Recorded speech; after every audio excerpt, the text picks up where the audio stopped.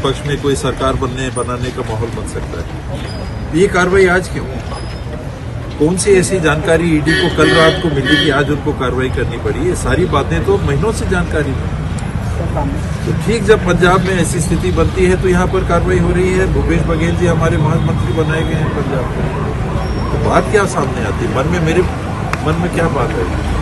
ED फिर वही काम कर रही है जिसे हम बीजेपी की बी टीम स्वरूप काम करते थे। सर, तमाम नेता कहते नजर आ रहे हैं भाजपा के एक बड़ा घोटाला कांग्रेस सरकार में हुआ था, तो जांच को निश्चित होनी है। जांच अपनी जगह की बात है। जांच की टाइमिंग किस तरह से की जा रही है? जांच बहुत जगह हुई। एक भी भारतीय जनता पार्टी से जुड़े किसी संदर्भ में, किसी मामले में जांच आपने सुनी है? केवल घोटाले नॉन बीजेपी वाले लोगों के यहाँ ही होते हैं। ये पाक साहब हैं, हम आप छत्तीसगढ़ के रहने वाले हैं, हम आप इस देश के रहने वाले हैं। हमने ऑपरेशन लोटस के बारे में नहीं जाना सुना। क्या होता है ऑपरेशन लोटस के संदर्भ में, क्या आदान प्रदान होता है, हमको जानकारी उसकी नहीं होती, या सुनने में नहीं आता। ये सुनी सुनाई बातें हैं। कौन सी जानकारी मिली? आपने दिल्ली के मुख्यमंत्री जी को बंद किया, क्या हुआ? तो बाबा, ये इतना होने के बावजूद, इतना जानने के बावजूद भी कोई एक बड़ा राष्ट्रीय स्तर पे कोई बड़ा प्रदर्शन या कोई विरोध दिखाई नहीं देता कांग्रेस का। कांग्रेस ने हमेशा आवाज उठाई है इसके संदर्भ में, और आप समय के साथ देखिएगा तो और मूवमेंट इसमें बनेगा ही बनेगा। एक तरफ संवैधानिक पद है, उसकी भी मान सम्मान और मान्यता को बरकरार रखने की जवाबदारी भी विपक्ष की होती है।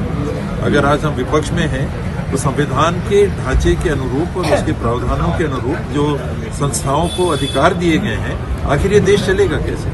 हमको उनको भी बरकरार रखना है, उनकी निष्पक्षता को भी बरकरार रखना है, और कभी कोई बात उठे तो जिम्मेदारी से बात भी उठाना है। इसलिए ये नहीं कि ईडी है तो इसको उल्टा ही हमको बोलना है। कांग्रेस के तमाम विधायक यहाँ पहुँच रहे हैं, आप भी पहुँचे हैं, आगे क्या रुख रहेगा? क्योंकि अभी मेरे से कुछ विधायक साथियों ने सुबह फोन करके पूछा था, बाबा महंत जी नहीं है, वो निजी कार्यक्रम के लिए उनको अपने गांव जाना पड़ा है, उनको क्या करना चाहिए? मैंने कहा अपनी तरफ से मैंने यही सलाह दी कि आपको आवाज़ विधानसभा में भी उठानी चाहिए और समय जैसे मिलता है यहाँ आना चाहिए। भूपेश बघेल जी के संदर्भ मुझे अभी जानकारी नहीं मिली है। मुझे किसी ने बताया कि रोका गया है, हो सकता है स्वेच्छा से रुके।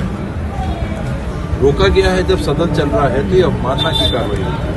यही सब बातें मुझे नहीं मालूम कि अंदर क्या हुआ है। मुझे भूपेश से मेरी बात नहीं हुई है, लेकिन क्या उनको रोका गया? विधानसभा चल रही है, आप कैसे रोक सकते हैं? वो रुके स्वेच्छा से अपनी एक अलग बात है, पर आपने उनको रोका है क्या? ईडी के पास कुछ साक्ष्य होंगे, जिन लोगों को भी जेल भेजा गया उनकी जमानत नहीं हो पाती, कुछ तो होगा ईडी के पास भी। और जिनकी जमानत हो जाती, ये सारे मामले जो आज तक के हुए हैं, जिनकी जमानत हो जाती है और जो उप मुख्यमंत्री बन जाते हैं, जो सांसद बन जाते हैं, जिनको करोड़ों के ठेके मिल जाते हैं, उनका क्या? वहां कोई जांच हुई क्या?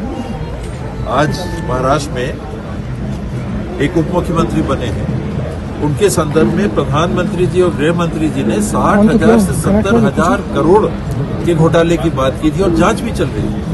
आज क्या है उस बात उस जांच की क्या स्थिति है? आज की कार्रवाई को लेकर कांग्रेस का क्या रुख रहेगा? कांग्रेस अपने साथी के साथ है और सदैव। बाबा, जिस तरह से कांग्रेस कैसे देखते हैं इसमें जो कानून को जानते हैं और जो हम लोगों को कानून के दृष्टिकोण से जानकारियां देते हैं, वो ये कहते हैं कि सारा मामला निर्भर होता है जिसे हम कहते हैं प्रोसीड्स ऑफ क्राइम। आप कह रहे हैं कि एक अपराध हुआ है, एक आर्थिक अपराध हुआ